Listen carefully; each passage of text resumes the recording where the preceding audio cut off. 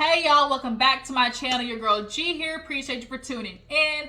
We're gonna knock out this episode of Real Housewives of Beverly Hills. You guys, when I tell you, Beverly Hills is doing it for me this season. It really is. Like, y'all know one of my favorite pastimes is watching white women get drunk. It's like something about watching Real Housewives of New York, Real Housewives of Orange County, Real Housewives of Beverly Hills. When white women get drunk, it is like my favorite pastime. And seeing Erika make this old Desperate Housewives cocktail took me out, y'all. I was dying. And then the way they edited it too, they was edited with like the little eyes like just open and closing and stuff like that. It was just too much. It was too funny, y'all. But let's go ahead and get to the episode because I would hopefully like to possibly go live today. There's so much that has been happening. So, especially with this versus between Omarion and Mario. So yeah, you guys, let's go ahead and get to Real Housewives of Beverly Hills, okay? So we open up the episode. We basically open up the episode with all the ladies kind of doing their late night, dinner, just kind of ending the night. And they end up on a discussion of husbands and how they have ex-husbands. Sutton, she was like, yeah, my ex-husband, something, another. And Erika asked, is she still cool with him? And she was like, yeah, we're okay, we're cool. But he, I think hasn't remarried. And for Sutton feels like for her, it's gonna be, it's gonna be a minute since I've remarried, but I just need to get from under his thumb. And Erika definitely understood that. Kyle, she has an ex-husband from her first daughter, Farrah. I don't think I knew that. I could have sworn Mauricio was the husband of, like, the father of all her kids. So that was news to me. But she was like, we got married young and we just knew, we maybe jumped into something. But, we knew we were going to be okay. It's like we love each other, but we're just not meant to be. And I think a lot of people understand that, like, y'all getting married young, don't do it. If you genuinely want the best out of your life and you genuinely want a relationship that is full of fulfillment, don't get married young because you don't know who you are. You don't know how to stick to your boundaries. Like, when you're young, that's why they be trying to catch women young. Like, you haven't built up that reinforcement, through yourself. You don't have a really strong sense of self. And that's why a lot of these marriages is failing. Like, that's the true tea. But nonetheless, they're good. And then, so she asked Diana, because, Diana had a rich old ex-husband, okay? She was like, was the divorce good? And she was like, yeah, it was actually a fairly easy divorce. Things were happy and we're still good now. And I was like, really? I'm shocked. Very rarely do you see a rich-ass man divorce his woman and it go just really, like, copacetic. But somehow this kind of sparked like a little conversation between Erika and Sutton. And what we do notice is that Erika and Sutton do have these like little moments where like they can just forget that they had an argument and low-key just have these like, little banter back and forth. And so because they do have these little moments, it just kind of brings up how they were when they very first, met each other. They, related. They found kind of solace in each other, having the same background, having the same, upbringing. Low-key, Sutton is like the auntie that Erika, never had. Like, she lives that Southern woman lifestyle. She's just a little bit older than her, and she lives kind of like, she's like the auntie she never had. Like I said, real cool. They can have conversations, talk about stuff. And so, they ended up talking about, something about a husband. And so, Sutton ends up asking Erika, well, because Erika was like, yeah, my ex-husband, I'm just trying to get over that thing, because at the end of the day, I didn't do those things. And so Sutton, of course, asked, well, do you feel like any responsibility? And then Erika basically hit her with the touche with the, well, do doctors' wives, are doctors' wives responsible for surgery? And Sutton was like, interesting point, interesting point, and she was thinking, it's like, well, damn, bitch, like, touche, that bitch got me right there. Like, I didn't even think about it like that. I sure didn't think about it like that, because the truth is, like, her husband fucked up. He scammed some folks, point blank period. There is no roundabout way. There is no allegedly, you know, he took them people's money and unfortunately blew it on this big ass lifestyle that Erika benefited from. Erika, do I think she had a direct knowing that the money that was, you know, funding her lifestyle was from him stealing from his clients? I don't think that. I really don't. But I do think she knew at some point, like, well, you know, I mean, nobody assumes that a lawyer with these big cases is fraudulent because we know these big cases are big money. So I can understand how that, you know, maybe pulled the wool over her eyes for a second. But, you know, I think there definitely was a couple of, you know, maybe like little inklings or red flags here and there that maybe showed that he maybe wasn't as honest as he was. But I want to believe Erika, but I don't know. Like, I'm just thinking just as a woman, like, okay, he's a lawyer, he has these big cases, like, why would you think he's stealing from, you know, these people? But nonetheless, she basically hit Sutton with the, well, you know, is a doctor's wife responsible for his bad surgeries? And it's like, he got me there. So the next day, basically everybody is having breakfast before they end up going on, you know, a little boat ride. So we have Sutton, Garcelle, and Crystal having their little conversation. And then we have Dorit, Kyle, and Lisa Rinna having their conversation. Lisa Rinna, there was kind of a nice little moment where she was just sitting on the balcony and was just kind of like, you know, reminiscing on her mother and talks about grief. Like, everybody grieves in different ways. And, you know, for her, it's like, I could be at home, I could be my little bubble, but with who my mother was, she would tell me go out there and live.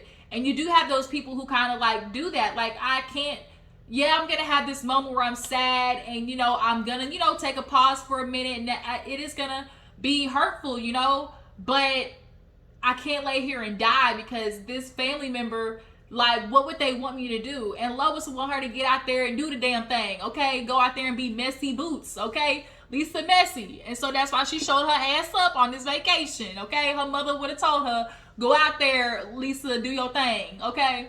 But nonetheless, we see Kyle, Dorit, and Lisa Rinna basically talking about the whole Crystal situation.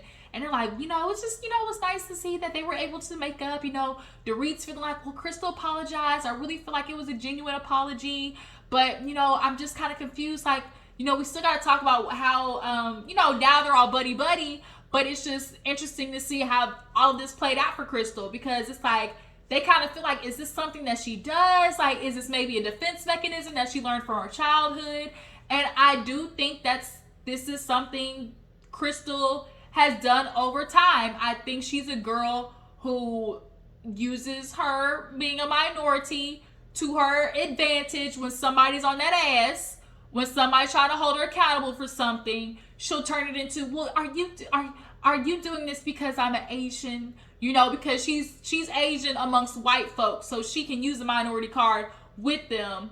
And she was definitely, and I could tell that's something that she kind of looks for, that camaraderie and being, you know, a brown girl, even though she's of the lighter persuasion. Because when she had that situation, well, Garcelle, didn't you think that was dark? And Garcelle was like, no, like, bitch, what are you talking about? So I think that's one thing that Crystal does. I think too, she doesn't know how to relate to people in any other way but in victimhood. Like, she only knows how to relate to people if, oh, y'all both gone through something, you know, tragic, or y'all both gone through something that I guess you can quote unquote say like y'all are victims of. Like, that's the only way she knows how to relate to people, I think. And lastly, like I said, I think it's just her kind of like moving through life, trying to be able to also have like that one thing on somebody that if, you know, they get into it, she has this one thing basically in her back pocket that she can, you know, whip out, you know, checkmate, you know, or like draw for, bitch. Like, she has that one thing in their pocket about that person. And I think that's what she did with Sutton, because when we get to Sutton and Garcelle and Crystal, you know, they're just talking or whatever, and they end up talking about Erika. That's what it was, Erika. And they're just like, girl, you know, what's going on with Erika? She's like, you know, we're cool. You know, it's kind of weird because I like Erika. You know, we have these funny moments, and I just like funny people. But, you know, I'm still gonna be on that ass. Like, that's basically what Sutton said. I'm still gonna be on that ass, you know, and I'm not scared of Erika, and that's why Erika is scared of me. And Erika did not like when Sutton was questioning her at all. She was not, she really tried to take it as like, oh, you're attacking me, but bitch, I'm just asking questions. That's all I'm doing. Like Wanda said, I got a question. Like, all Sutton was doing was asking questions, and you can't turn that into her like attacking you, and that's what Erika did. And I think Erika did that because she knew we was hot in that trail. Okay, we was hot on the trail. When they were talking about, you know, being a liar or whatever, she was like, Crystal kind of like butted in and was like, well, you know, nobody likes being called a liar, and you know, especially me, you know, because I'm not one, and you called me one. I just wanted to say that. And so Sutton was like, or she's like, I've been holding that in. And so Sutton was like, girl, all right now, okay, yesterday we agreed that, okay, we were going to move forward, right? Like, we agreed that we were going to move forward, so we can't take a step back and you throwing out, you know, shit that you felt like, oh, I was holding in. And so Garcelle was like, is that how you usually do stuff? You just kind of like hold on to it? And she was like, you know, yeah, I just hold on. So from Crystal's perspective, she says she holds on to stuff because she's processing, right? She's processing and basically trying to figure out a way to internally resolve the issue. And by that time, as she's basically pondering on the issue, say a moment pops up, she throws it out there. And that's why I was like, that's kind of like why it comes across manipulative, because it's like you're waiting for these moments to talk about these issues that you had with somebody.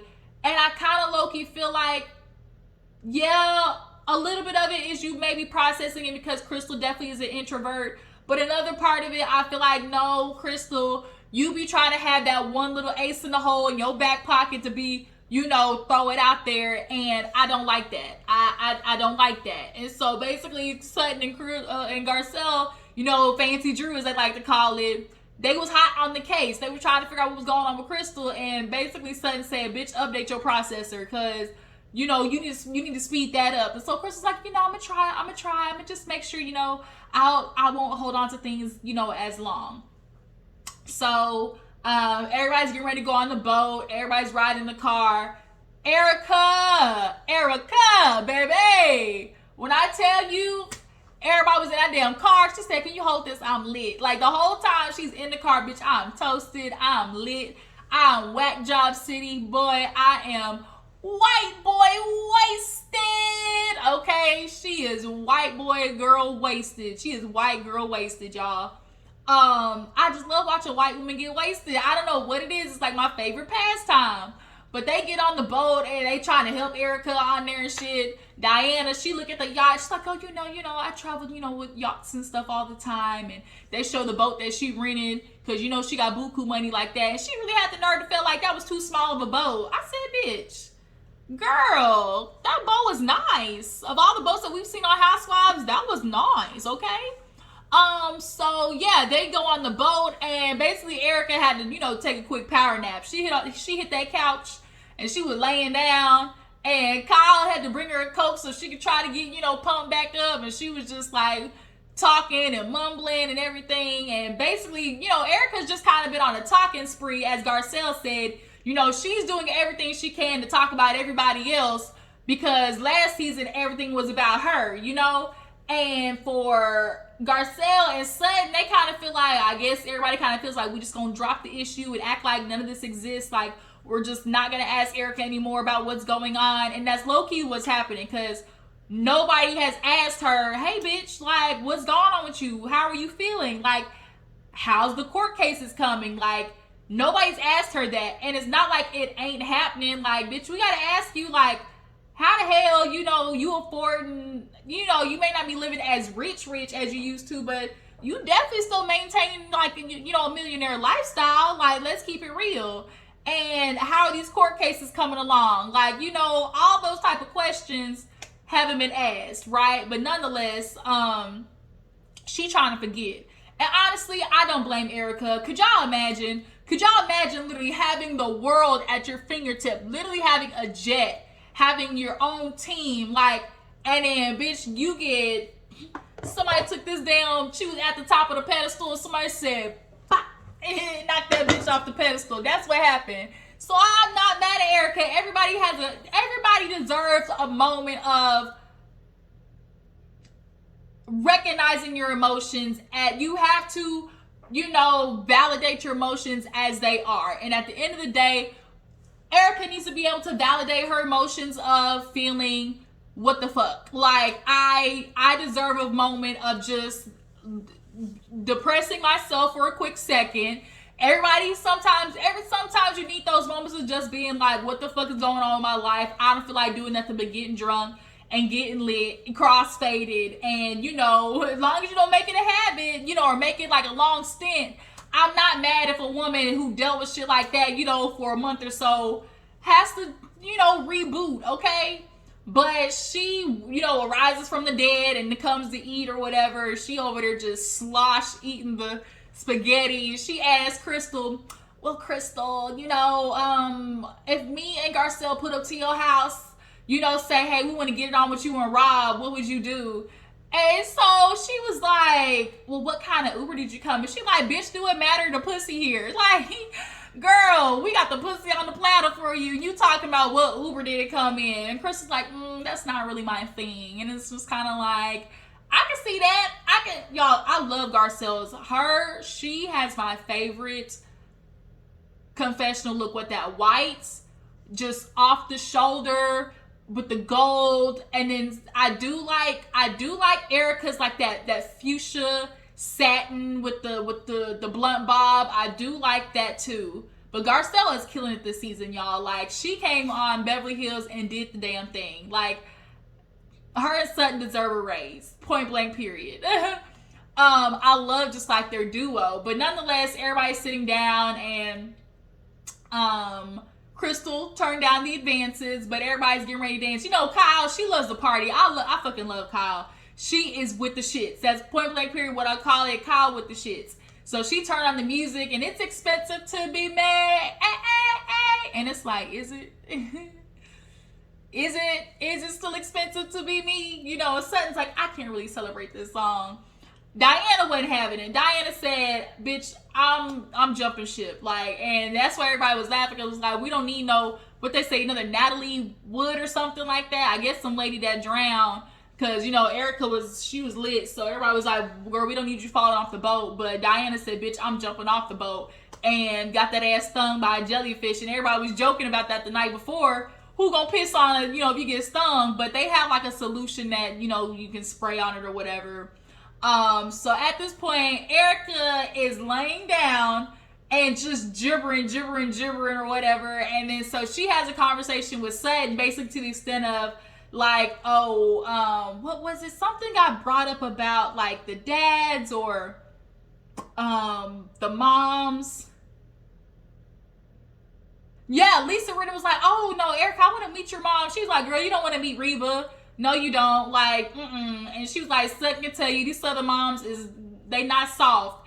And so they kind of have another moment of just like relating to each other. Like, they can't help it. Like, they genuinely, they have a lot in common. And I just think if Erika is able to like just understand, Sutton wasn't attacking you, bitch. She was asking valid questions. Like, they really could rebuild something. But nonetheless, she was like, we're still magnolias, and she was just drunk, rambling off some stuff of, oh, we didn't have textiles, and like, if you didn't work, you didn't get paid. It's like, bitch, that's kind of how that works. Like, she was just rambling. But nonetheless, they did that flashback of Sutton. They put that flashback up of Sutton moms basically saying, fuck your daddy. Like, fuck your daddy, I spit on his grave. Because she was crying. She was like, Mom, like, you don't miss him? And she was like, I don't. And it's kind of like, you can imagine back in those times, at her mother's time, how horrible of a man he was. Because back then, it was illegal for women to work. They couldn't go nowhere. Men literally were able to treat their wives like trash because they were stuck. So the fact that this man took his life, Mama was like, well, gotta go. There always comes a time in a child's life and necessarily a daughter's life where the rose-colored glasses like drop and you have to see your dad for the man that he is, who grew up in a world that basically, you know, conforms them into being misogynistic, narcissistic assholes. Like, it's unfortunate, and as you grow, you start to understand your mom's perspective a little bit more. Hell, as Jennifer from Orange County, she used to look at her mom and judge her. You were always, you know, yelling at dad, this, and that. And then, girl, come to find out, you and your mom was going through the same shit. Your nigga cheating on you, and you stayed just like your mama did. Like, it's sad. But she said, do you miss your daddy? She was like, no. They start editing, like, Erika's eyes, just like the little screen, and it was just like almost like a little eye slit or whatever. It was so funny. So they make it back to the port or whatever. They wake up Erika, and she's like, I'm back or whatever. She fucked up the couch with her body tan.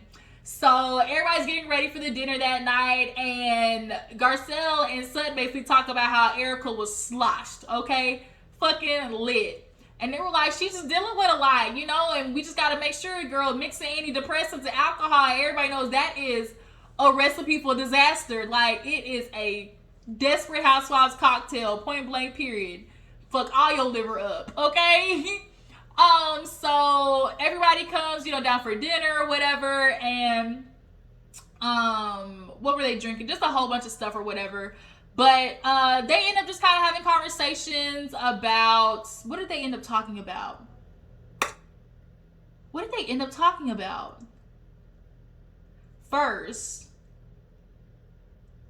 oh, the calamari. And Garcelle accidentally called it testicles. And so Crystal was like, oh, did you see that guy on the boat? I guess he was singing, he was swinging around his little wang wang. And Garcelle was like, it was very pink. Like, so it reminded Sutton that she had a date when she got back. So that kind of formed a conversation between her and Erika once again. And they're going through Bumble. And she was like, girl, he young. She's like, girl, it don't matter. You just want some dick. You know, that's all Erika's been talking about. She wants sex. She want that bike blown out. You know, she trying to hop on the dick and do a full split. Because, y'all, she been with that old ass man for that long.